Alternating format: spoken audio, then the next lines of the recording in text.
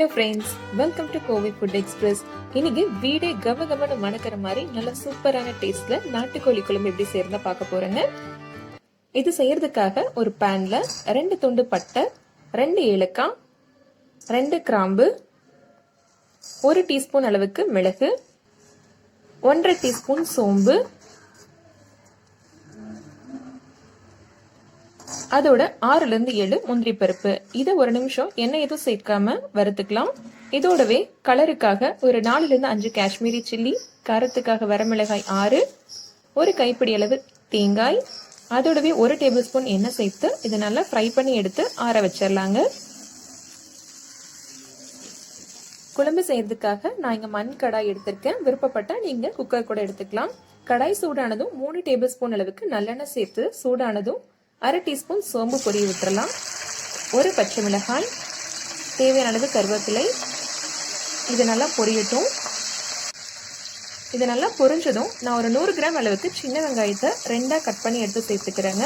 சின்ன வெங்காயம் சேர்த்துக்கும் போது நம்மளோட வில்லேஜ் ஸ்டைலில் குழம்பு நல்லா சூப்பர் டேஸ்டாக இருக்கும்.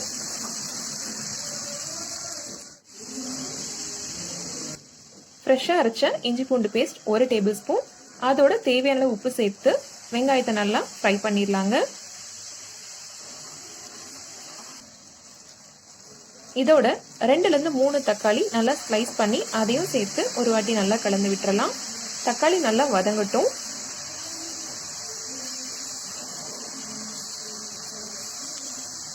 ஆட் பண்ண வெங்காயம், தக்காளி இதெல்லாம் நல்லா ஒன்று சேர்ந்து தொக்கு கன்சிஸ்டன்சியில் வந்தாச்சு. இப்போ மசாலா பவுடர்லாம் சேர்த்துடலாம். 1/4 டீஸ்பூன் மஞ்சள் தூள், 3 டேபிள் ஸ்பூன் அளவுக்கு தனியாத்தூள். உங்களுக்கு குழம்பு வேணுங்கிற அளவு பொறுத்து தனியாத்தூளை கூட்டி சேர்த்துக்கலாம்.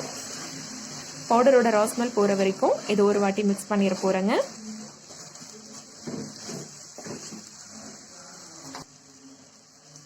இதோட 1.5 டேபிள் ஸ்பூன் அளவுக்கு நல்லா ஃப்ரெஷ்ஷான தயிர் சேர்த்துக்கிறேன். தயிர் சேர்த்துக்கும் போது நம்ம ஆட் பண்ண போகிற நாட்டுக்கோழி நல்லா சாஃப்டாக குக் ஆகிடும். இப்போ இதோட 1/2 கிலோ நாட்டுக்கோழியை நல்லா மஞ்சத்தூள் போட்டு நல்லா வாஷ் பண்ணி எடுத்து வச்சிருக்கேன். அதையும் சேர்த்து ஒரு வாட்டி கலந்து விட்டுற போறேங்க. இந்த ரெசிபியை நீங்க குக்கர்ல செய்யும் போது ஒரு 3 விசில் விட்டு எடுத்தா நாட்டுக்கோழி நல்லா சாஃப்டா குக் ஆயிடும்.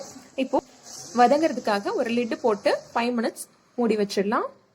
இப்போ 5 நிமிஷம் ஆயாச்சு. சிக்கனும் நல்லா வதங்கிருச்சு. நம்ம ஏற்கனவே வதக்கி ஆற வச்ச மசாலாவை தேவையான அளவு தண்ணி சேர்த்து மிக்சியில் அரைச்சு உள்ள சேர்த்துக்க போறேங்க. மிக்ஸி ஜாரை வாஷ் பண்ணி அந்த தண்ணியும் உள்ள சேர்த்துக்கலாம். இதை ஒரு வாட்டி நல்லா கலந்து விட்டு உப்பு காரம் எல்லாம் சரி பார்த்துட்டு ஒரு லிட்டு போட்டு 20 to 25 மினிட்ஸ் மீடியம் ஃப்ளேமில் குக் பண்ணிடலாம். இப்போ 25 மினிட்ஸ்க்கு அப்புறம் நம்மளோட சிக்கன் எப்படி இருக்குன்னு பார்க்கலாம். சிக்கன் பார்க்கும் போதே நல்லா ஜூசியராக சாஃப்டாக குக் ஆகிருக்கு.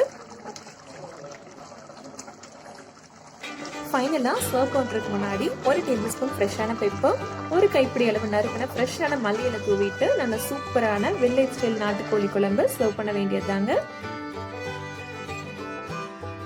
வீடே மணக்கிற நாட்டுக்கோழி குழம்பு இந்த ஸ்டைல செஞ்சு பார்த்துட்டு எப்படி இருக்குங்கிற ஃபீட்பேக் எனக்கு கமெண்ட் செக்ஷன்ல ஷேர் பண்ணுங்க. அதோட நீங்க நம்ம சேனலுக்கு புதுசுனா மறக்காம சப்ஸ்கிரைப் பண்ணிக்கோங்க. தேங்க்யூ.